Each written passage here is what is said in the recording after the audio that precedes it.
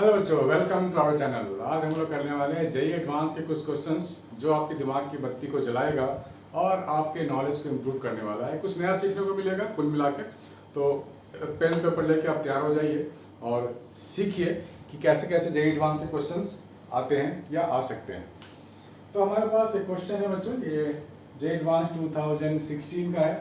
तो जैसा कि मैंने बोला था कि बच्चों के डाउट होते हैं मेरे पास, ये भी किसी बच्चे के डाउट ही है। तो इस डाउट से आप लोग बहुत कुछ सीख सकते हैं। तो आइए देखते हैं इसमें सीखने लायक क्या है। पहले क्वेश्चन को पढ़ते हैं।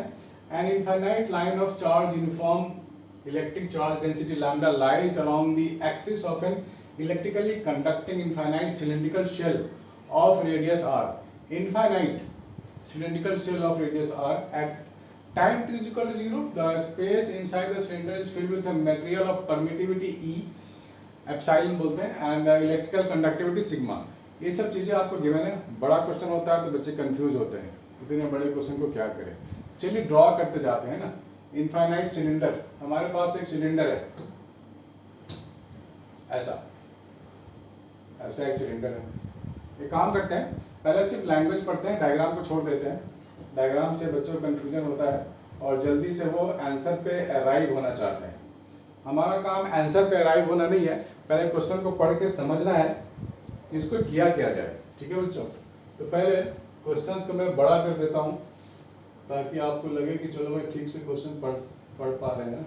So this is a question now, इसको आप देखिए ध्यान से, इसको देखते हैं ध्यान से और अब ट्राई करेंगे। तो हम लोग के पास जो क्वेश्चन है वो काफी विजुअल है। हमारे को बोला गया है एक सिलेंडर है, ऐसा बड़ा सा इनफाइनाइट सिलेंडर है ना, बहुत बड़ा है, और इसके एक्सिस के अलावा एक वायर लाई करेगा। Infinite line charge of uniform electric charge plus plus plus plus ऐसे दिखा दो lambda. At t is equal to 0, the space inside the cylinder is filled with a material of permittivity E and electrical conductivity sigma। इसके ऊपर यहाँ कुछ material भर दिया गया है। The electrical conduction in the material follows Ohm's law। Which one of the following graphs best represent the subsequent variation of magnitude of current density J at any point in the material। आपको ये current density का variation मांग रहा है time के साथ। तो देखते हैं। तो सबसे पहले आपने क्या किया कि आपने डायग्राम ड्रॉ कर लिया रफली, और यहाँ देखा कि स्पेस में जो है वो कंडक्टिंग मटेरियल फिल किया गया है। कंडक्टिंग मटेरियल यानी कि चार्ज का फ्लो वहाँ से होगा, आना जाना होगा, ये प्लस फिर बाहर जाना चाहेगा। तो बेसिकली यहाँ पर आपको थोड़ा सा सोचना पड़ेगा कि जब यहाँ पे जो फिल किया गया है मटेरियल, उसके लिए आपको परमिटिविटी और इलेक्ट्रिकल कंडक्टिविटी दी गई है। The electrical conduction in the material follows Ohm's law.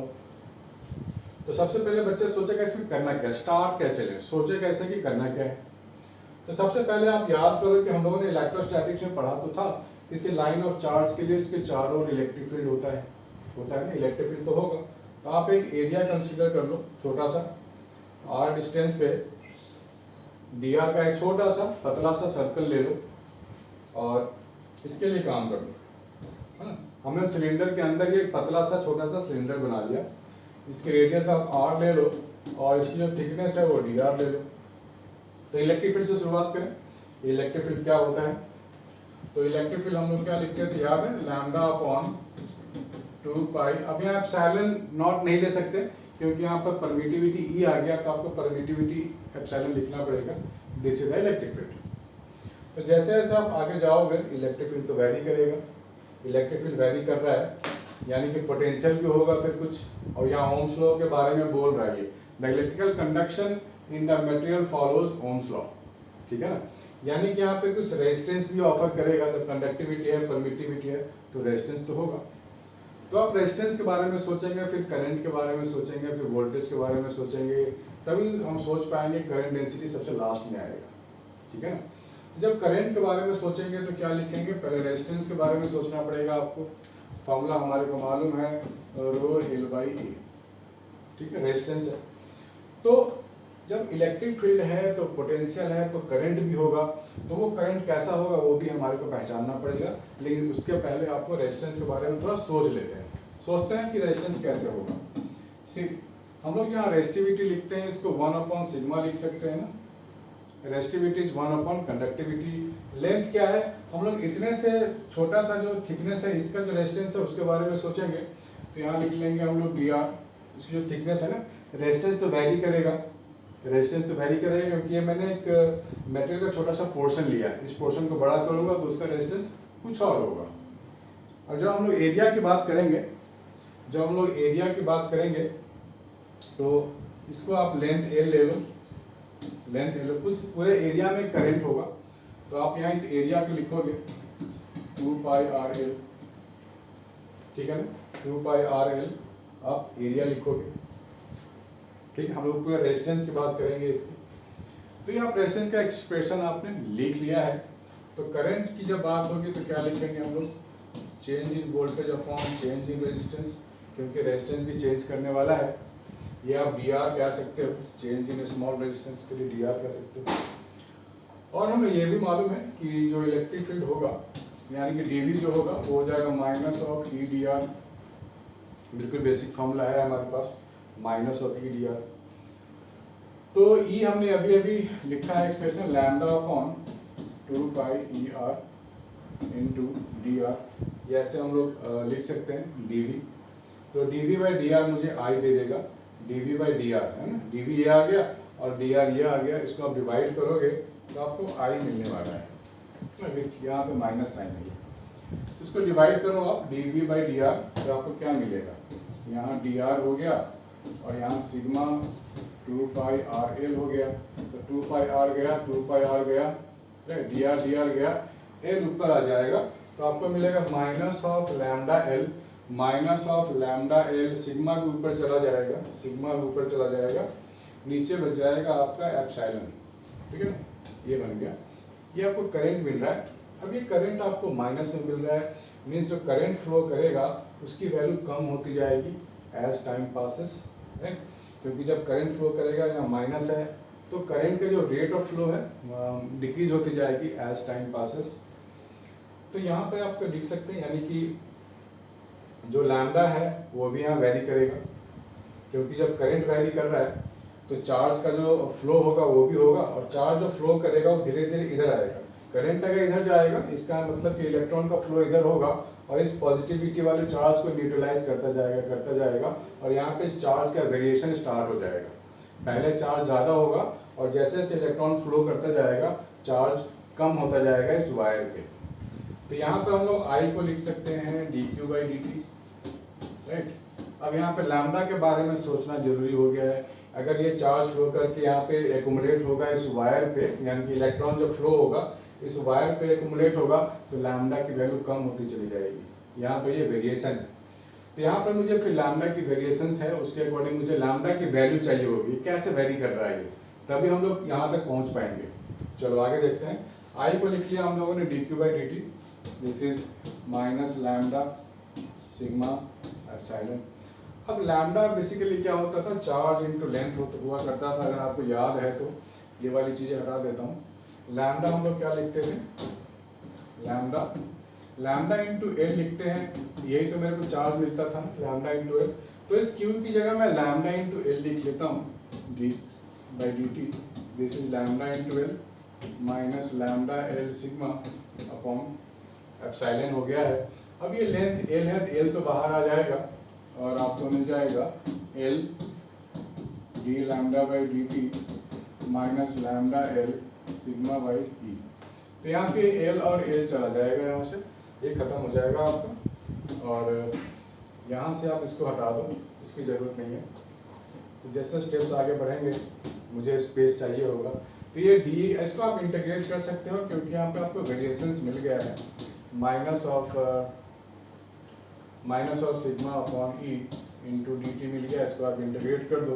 मान लो पहले लैम्डा नॉट रहा होगा, बाद में लैम्डा हो गया होगा, राइट, सैचुरेट हो गया होगा, तो बाद में लैम्डा, इनिशियल लैम्डा नॉट आप ले सकते हो, ये 0 से t ले सकते हो आप। तो यहाँ पे आपको मिल जाएगा आफ्टर इंटीग्रेशन, आपको मिल जाएगा ये वाला factor, this is equal to minus sigma t/e मिल जाएगा। यहाँ से आपको लैम्डा मिल जाएगा, lambda is equal to minus lambda not, ठीक है, into e to the power minus sigma t/e ये आपको मिल गया। तो एक्सपोनेंशियल फंक्शन आपको एक मिल चुका है यहाँ पर ये आपको प्लस ही रहेगा, ये माइनस नहीं आ पाएगा। तो lambda is equal to lambda not आपको मिल गया है।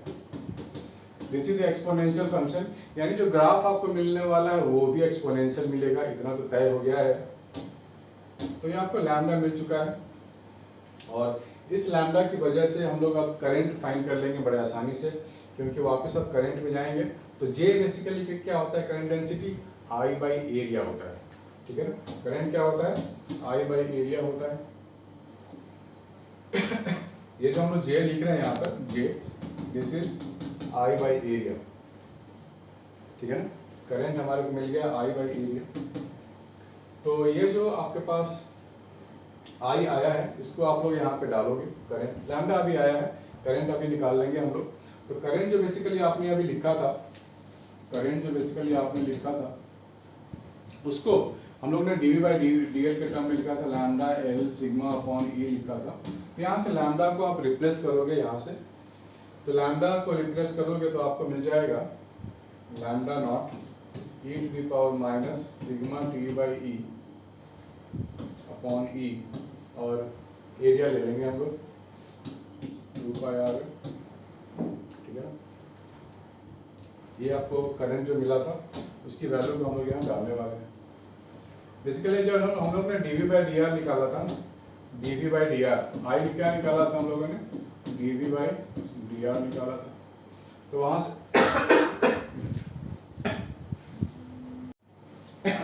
सॉरी बच्चों, यहाँ पर जो आई था initially lambda L sigma by E था, तो आप इसको पहले लैम्डा बाई सिग्मा ई लिख लो, उसके बाद हम लोग इसको कैलकुलेट कर सकते हैं एग्जैक्टली, ठीक है। आई पहले क्या था, lambda L sigma upon E, और ई क्या था, एरिया क्या था हमारे पास, 2 पाई आर एल था हमारे पास एरिया।